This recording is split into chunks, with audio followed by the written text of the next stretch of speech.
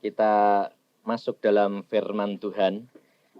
Jangan terpengaruh oleh keadaan yang panas ya. Memang firman Tuhan hari ini juga berbicara tentang kemarau.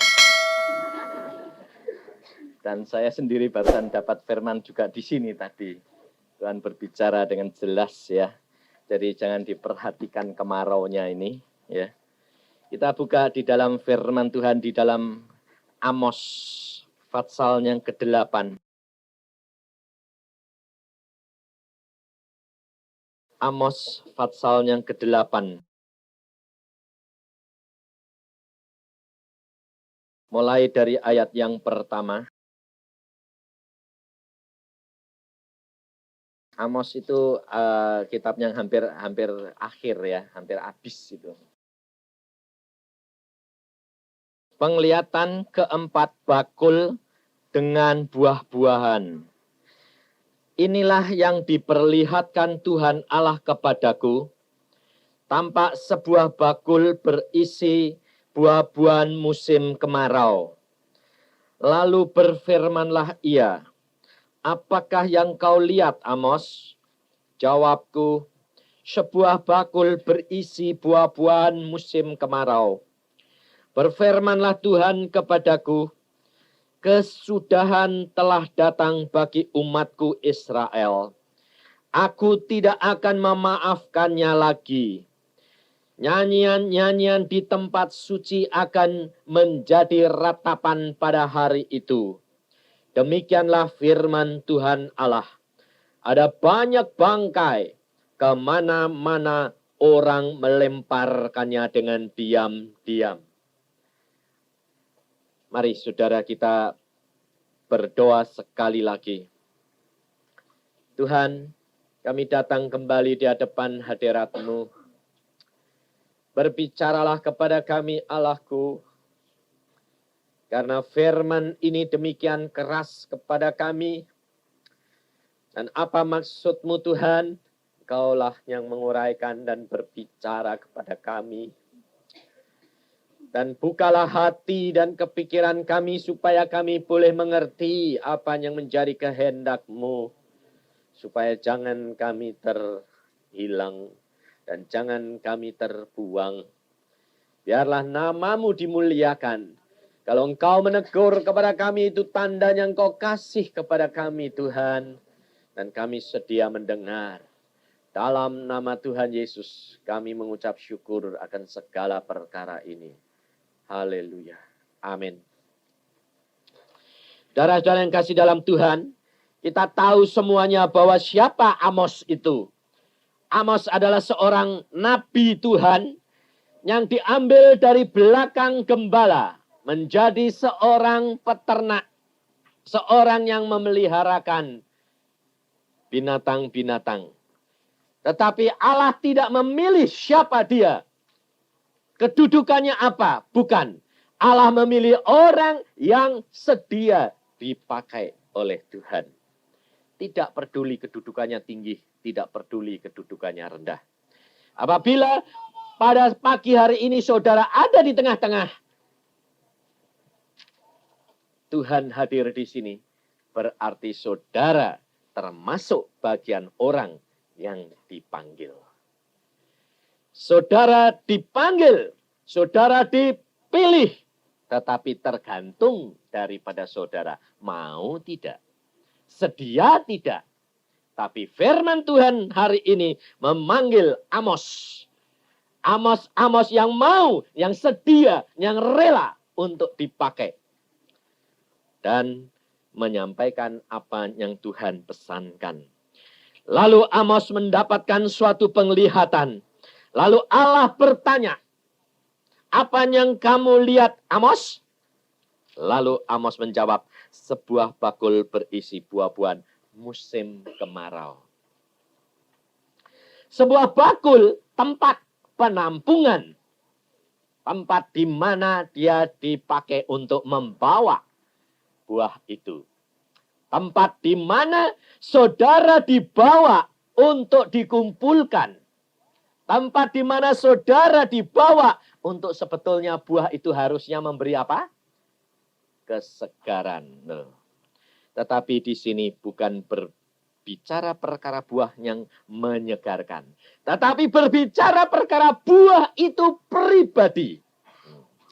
Kalau saudara perhatikan, buah-buah yang pohon, yang musim kemarau itu, buah itu yang banyak airnya atau yang sedikit airnya. Coba perhatikan. Hah? Banyak. Buah pohon dan buah musim kemarau selalu mengandung air yang banyak.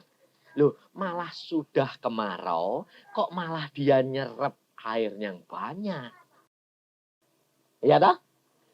Padahal kemarau itu sebetulnya dibutuhkan air oleh semua tanaman, enggak? Semua orang justru kemarau itu kekeringan, cari air di mana-mana. Tapi buah ini, dia tidak mikirkan orang lain. Dia nyedot sebanyak-banyaknya untuk supaya dirinya jadi penampungan. Nah, yang seger siapa? Hah? Dirinya sendiri. Nah, sekarang ini dunia di mana-mana dilanda apa?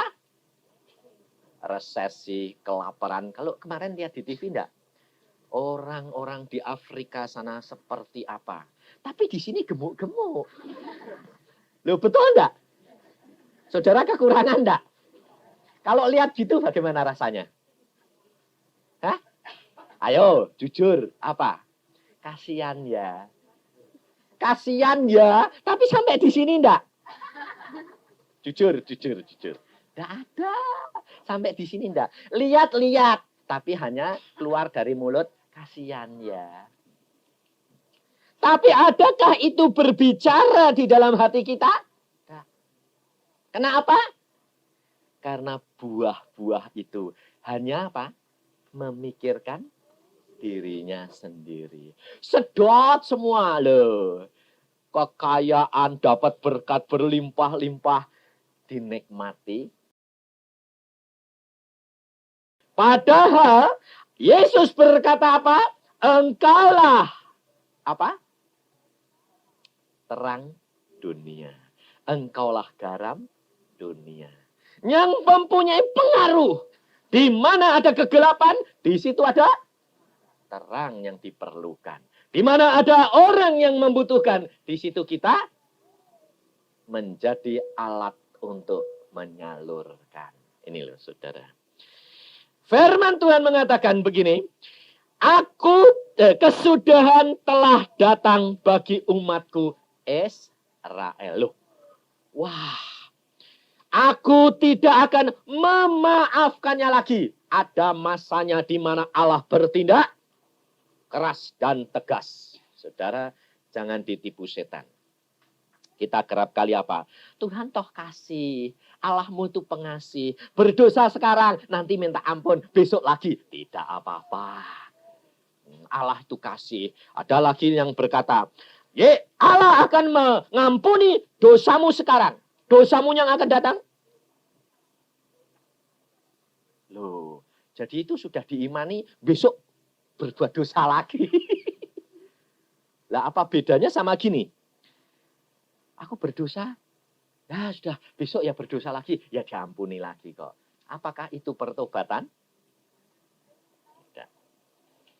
Maka kita hari ini kita harus periksa diri.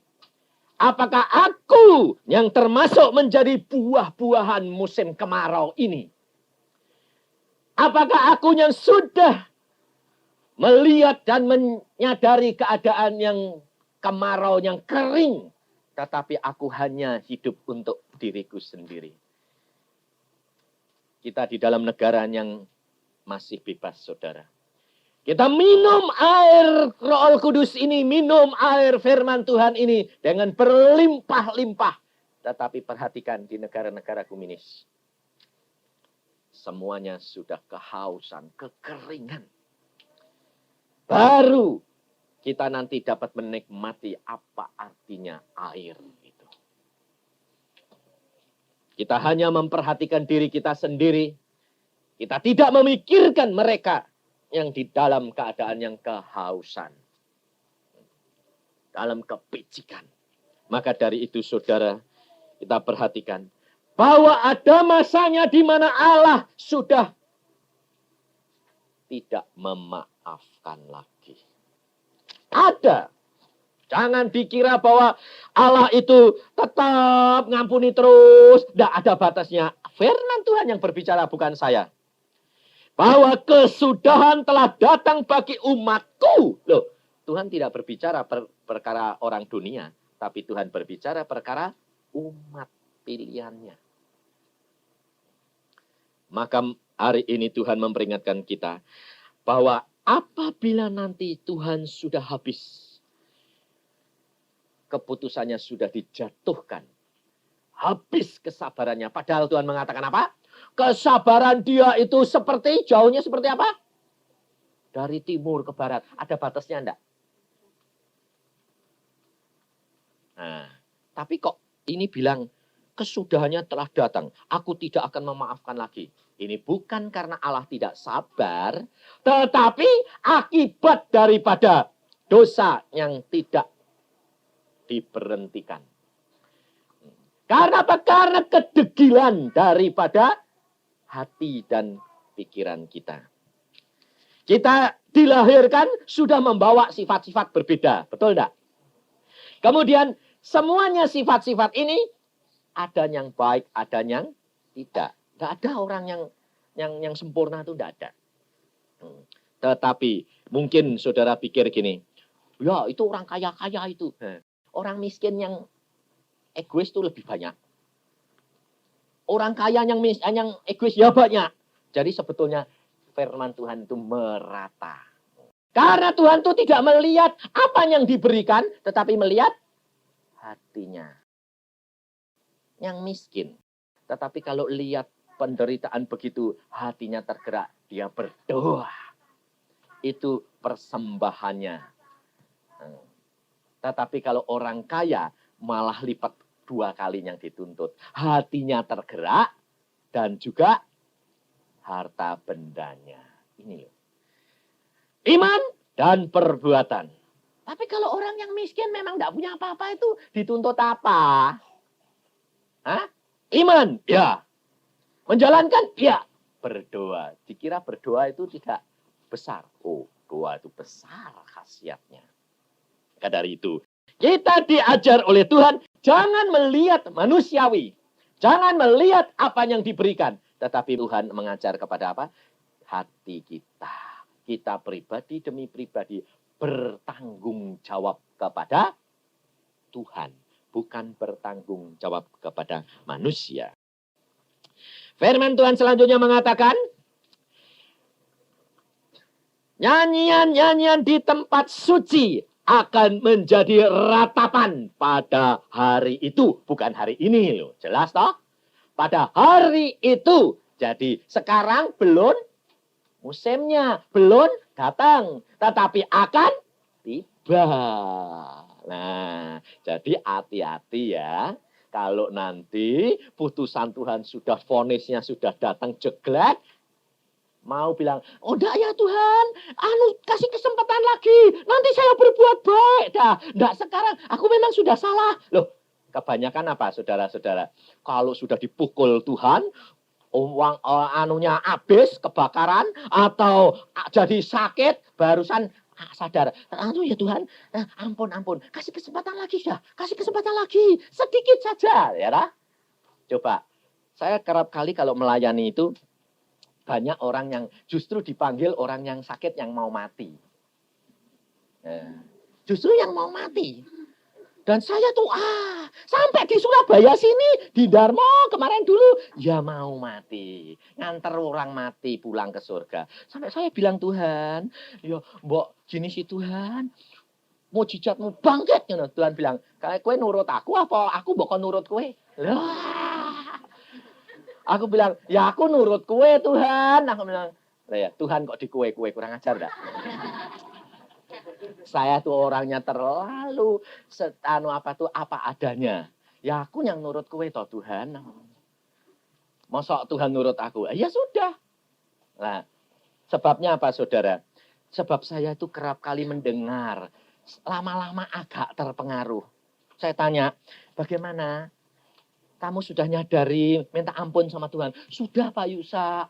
Saya sudah ampun, memang saya salah. Dulu saya tidak ingat Tuhan, tidak ingat anak-anak Tuhan, tidak ingat orang menderita. Tak kumpuli, tak sedot terus. Akhirnya itu tak sedot terus sampai aku sampai sekarang.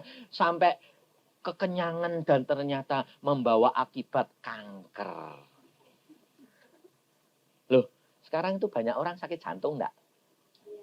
Kenapa toh? Loh, orang sakit jantung itu kebanyakan apa? Tekanan. Ya, tapi kebanyakan lemak, kegendutan.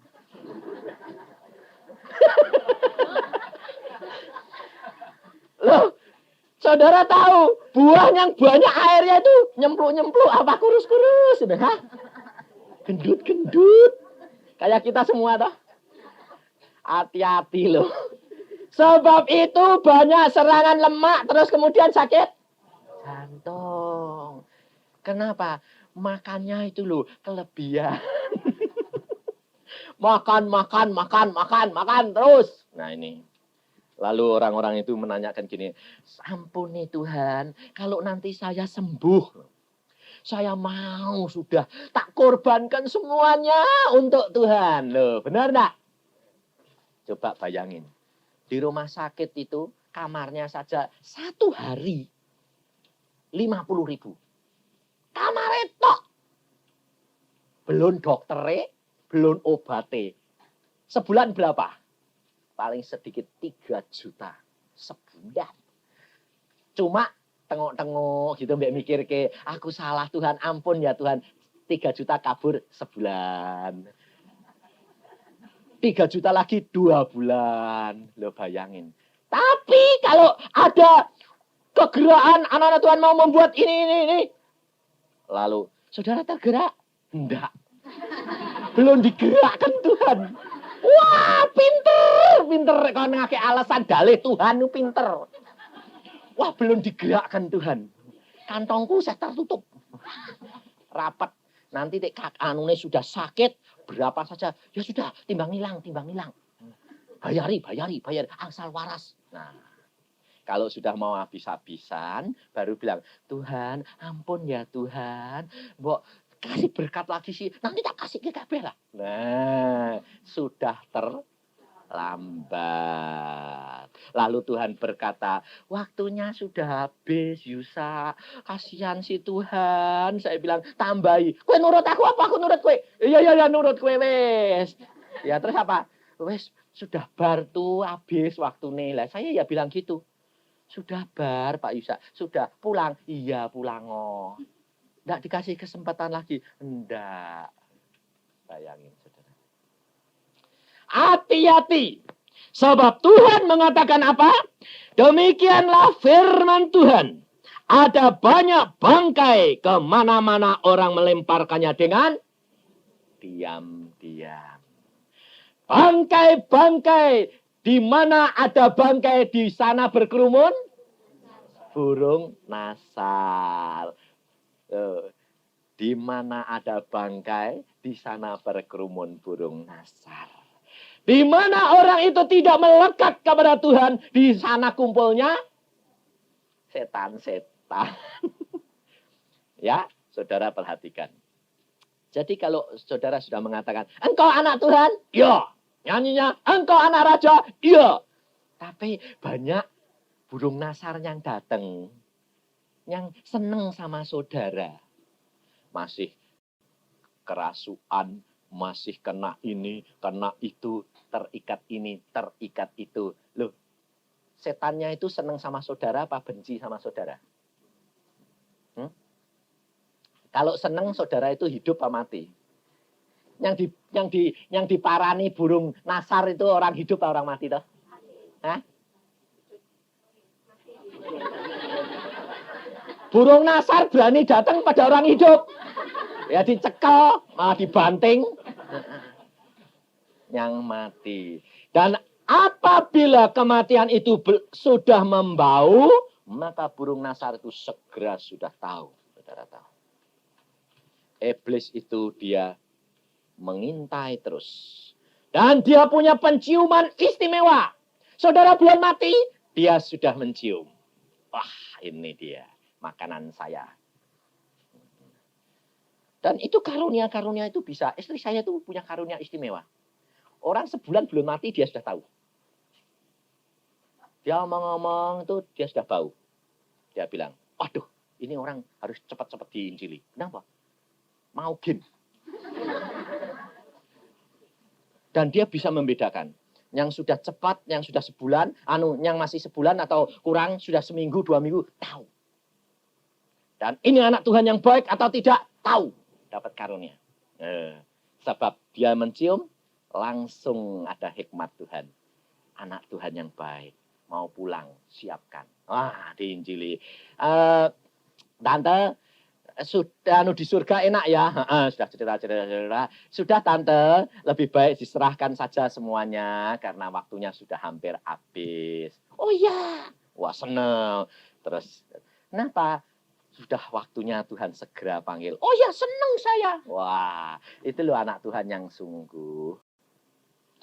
Tapi ternyata kita itu anak Tuhan bilang, sungguh-sungguh. Tapi kalau dikasih tahu mati, no. Coba. Bisa ketawa enggak? Hah? Kok katanya anak Tuhan yang sungguh? Takut mati yo. Anak Tuhan yang sungguh. Kalau anak Tuhan yang sungguh, enggak ada. Karena dia sudah tahu bahwa segera dia ketemu dengan itu bapaknya.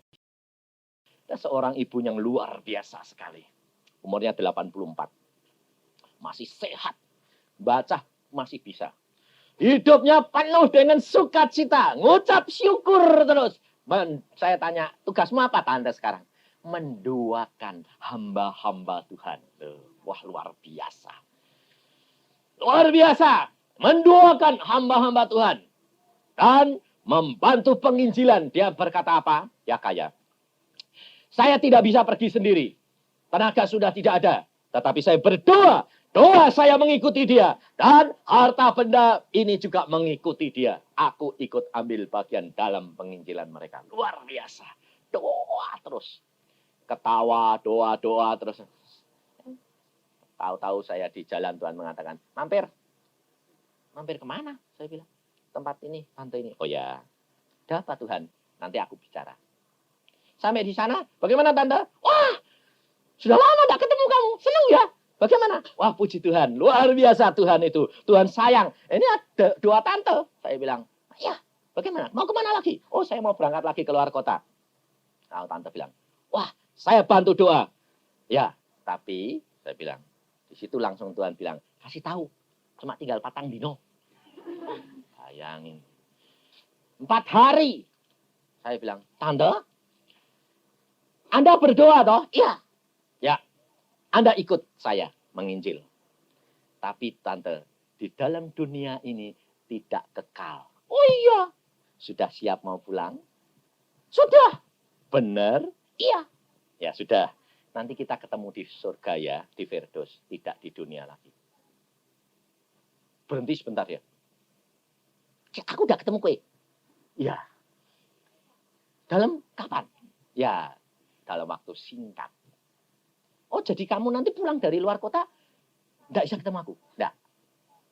Ketemu di Firdaus. Oh ya, puji Tuhan, puji Tuhan. Nah. Benar loh ya? Ya. Nah, saya berangkat. Langsung saya 4 hari kemudian, saya tanya sama istri saya, entrokal saya. Lihat bagaimana si tante ini.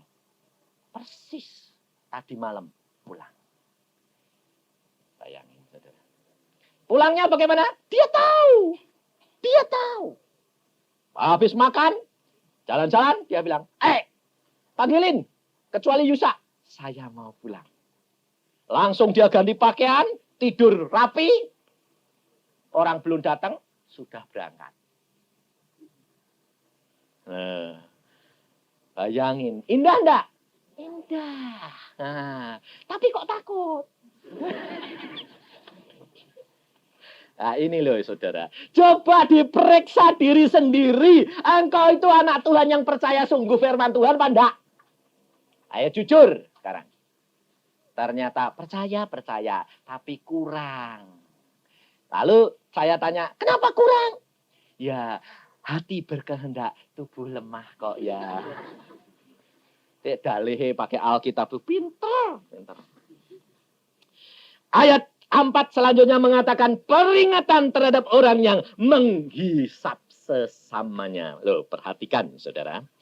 Dengarlah ini kamu yang menginjak-injak orang miskin dan yang membinasakan orang sengsara di negeri ini. Dan berpikir bilakah bulan baru berlalu supaya kita boleh menjual gandum. Dan bilakah hari Sabat berlalu supaya kita boleh menawarkan terigu. Dengan mengecilkan Eva, membesarkan Sikal, berbuat curang dengan neraca palsu. Nah, mungkin saudara-saudara mengatakan, oh itu tidak saya. Coba perhatikan. Kita kerap kali tidak mengatakan menginjak-injak orang miskin. Oh enggak, ya. Coba. Kalau ada orang minta-minta, apa jawab saudara? Yang datang ke rumahmu, ketok-ketok, dok, pakaiannya jembel. Ayo. Apa? Anda saudara? Hah? Maklum ya, lain kali saja. Tidak ada uang kecil. Lah yang gede yang dikasih ke? Tidak. Nah, ada orang minta-minta itu ada ngomong gini. Tidak punya uang kecil loh Pak. Ya yang besar jatuh. Tapi saudara bilang, ya jangan, yang besar buat saya, yang kecil buat kamu. Inilah saudara. Tapi coba, kalau yang datang itu pakai mobil Mercedes. Saudara tanya, perlu apa? Enggak. Silahkan masuk, tanya apa? Kok enak? Belum tentu yang pakai Mercedes itu tidak penipu. Zaman sekarang banyak penipu. Inilah saudara. Jangan kita terpengaruh oleh apa yang kita lihat, apa yang dengar. Jangan kita menginjak orang yang miskin. Tapi justru Lazarus itu diselamatkan. Orang kaya itu tidak diselamatkan. Tapi bukan berarti loh. Bukan berarti bahwa memang ikut Tuhan harus menderita. Tidak. Di mana kesalahan Lazarus? Kesalahan Lazarus adalah dia tidak mengenal janji daripada Allah kita yang ajaib. Maka dia tidak dapat menikmati harta benda yang Tuhan berikan kepada kita. Karena dia tidak tahu janji daripada Tuhan. Karena pada zamannya Lazarus itu Alkitab belum ada.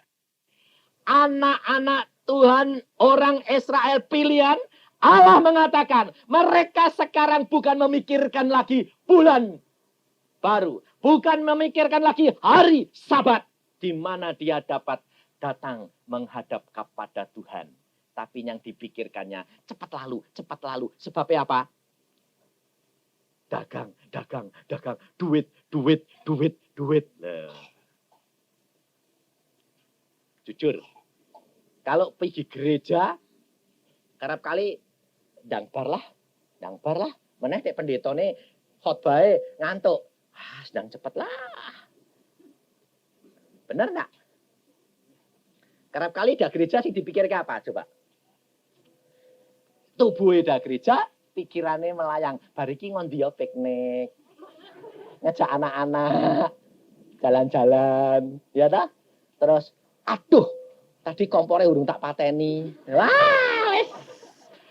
Tubuhnya tapi demikian amin. Sudah kabur katanya. Inilah saudara.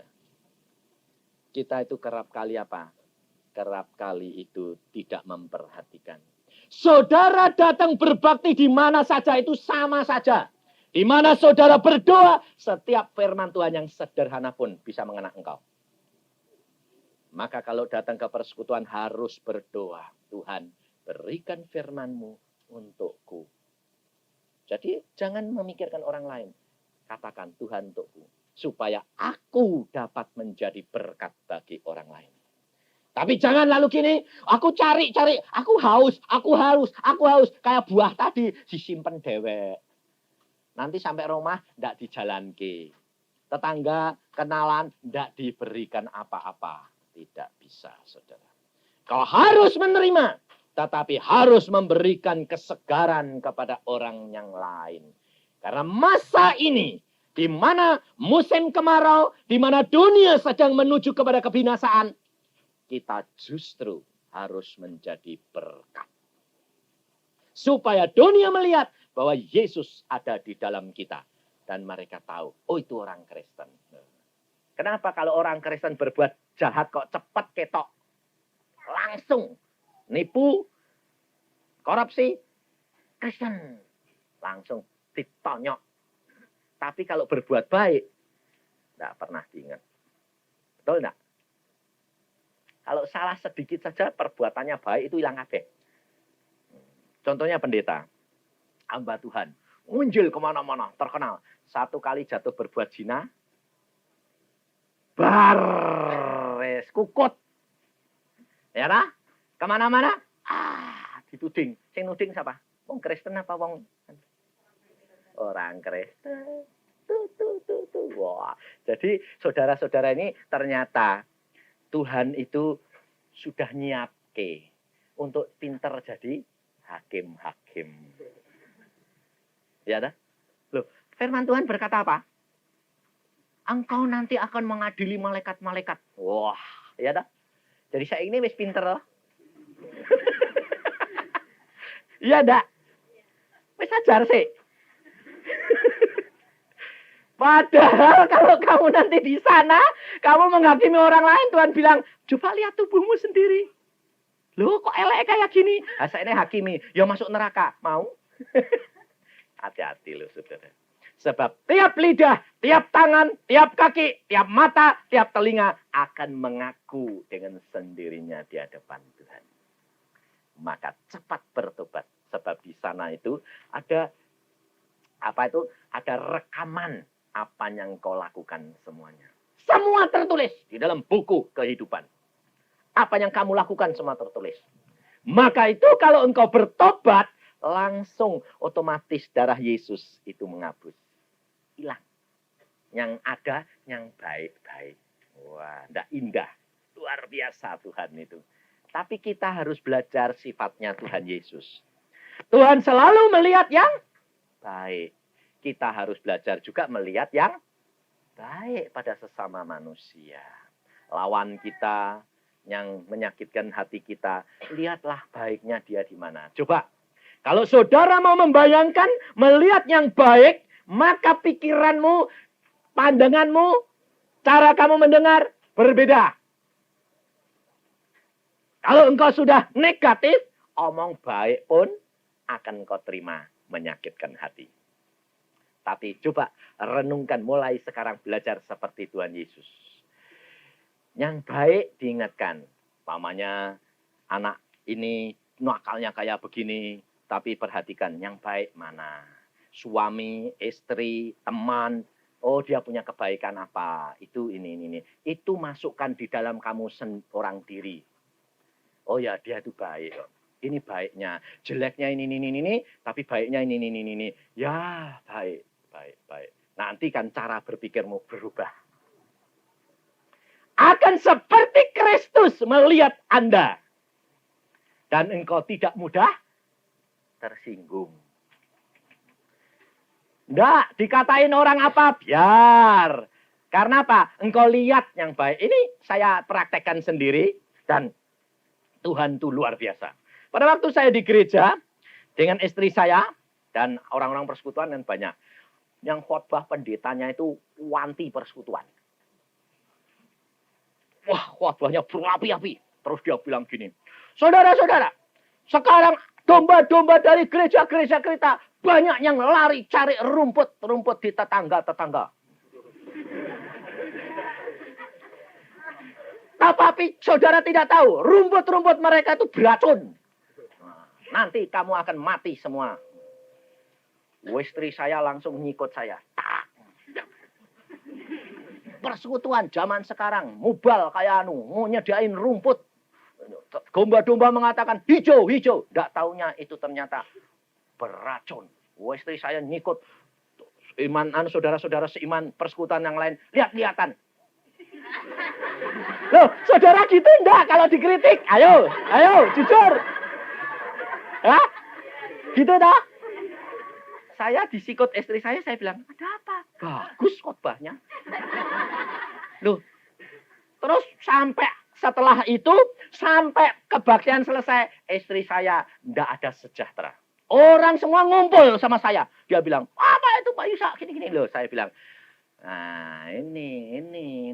Saya bilang, kamu ini bagaimana? Dengerin yang baik. Khotbahnya tadi itu bilang apa? Domba-domba banyak mencari rumput. Tapi rumput banyak juga yang beracun. Lah, rumputmu beracun enggak?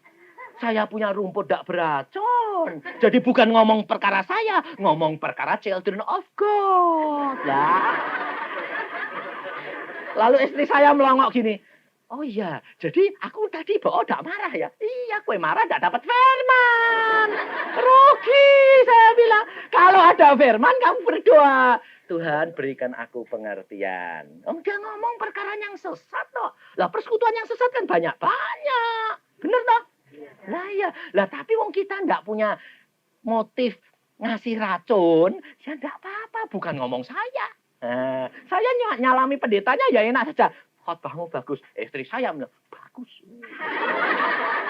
Setelah saya terangkan, aduh Tuhan minta ampun. Saya tadi berarti kalau saya jengkel, berarti kan rumput saya juga racun. Lembok bodoh, saya bilang, jangan bodoh. Santai saja, saya bilang. Loh, bener enggak? Ini loh saudara, coba belajar dari Tuhan. Lihatlah dari sudut yang baik. Maka hatimu ndak mudah tersinggung. Enak, santai. Pikirnya, iki kok dablek ya? Diuneni kok yang guyu-guyu. Lah memang gak kena aku kok. Lo bener ndak? Ini loh saudara, belajar kita itu seperti sama dengan Yesus.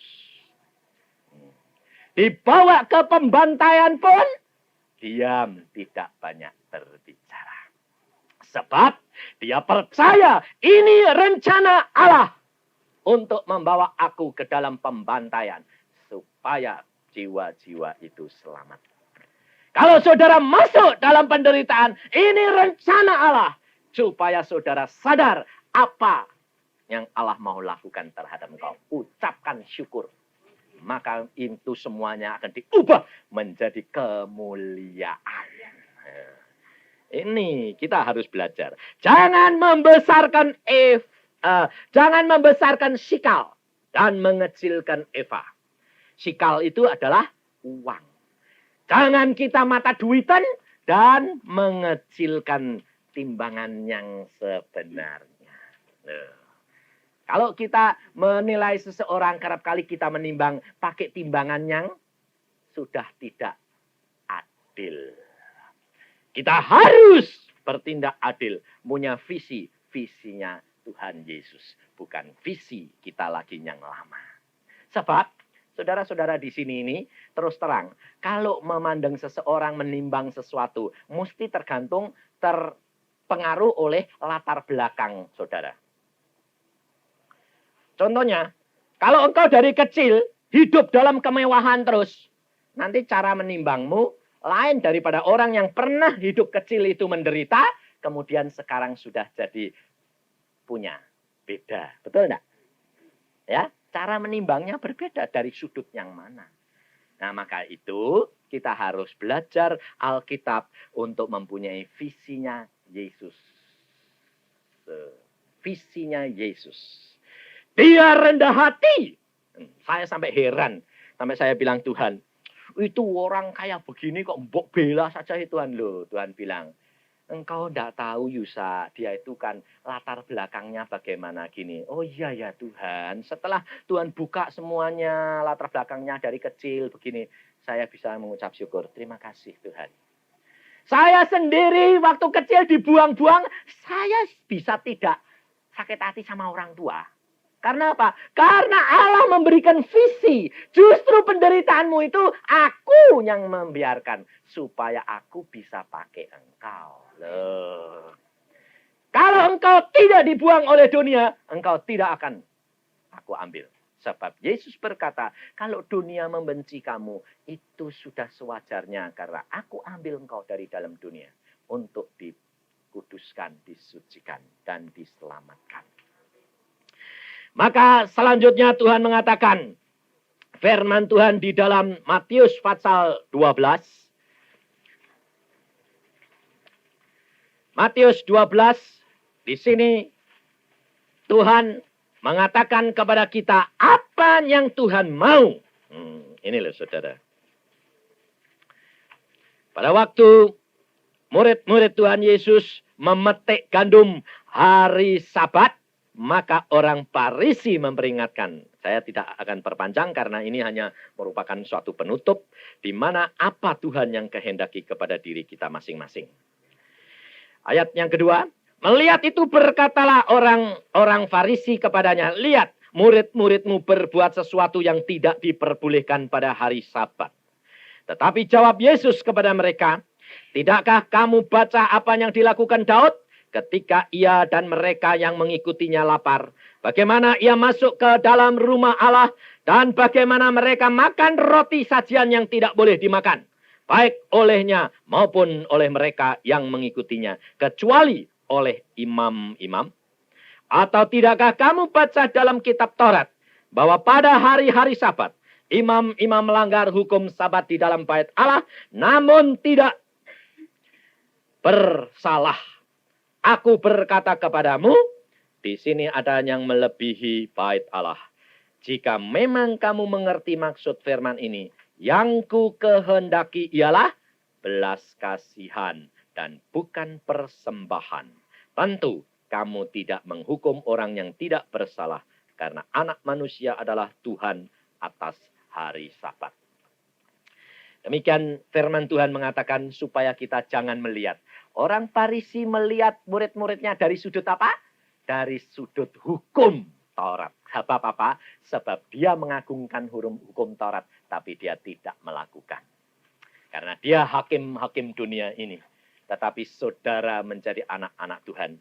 Di sini ada roti dan anggur. Mungkin banyak saudara yang belum biasa. Wah, di persekutuan kok ada perjamuan ya? Bukankah perjamuan suci itu bolehnya yang melakukan cuma di gereja, di pendeta? Loh, ini tadi Tuhan ngomong sama saya. Ingatkan, katakan. Supaya jangan menjadi dualisme. Ngerti enggak? Saudara kalau bimbang, jangan turut makan. Tetapi jangan menyalahkan yang makan. Sebab firman Tuhan tadi mengatakan, kalau engkau tahu yang aku kehendaki adalah belas kasihan bukan persembahan.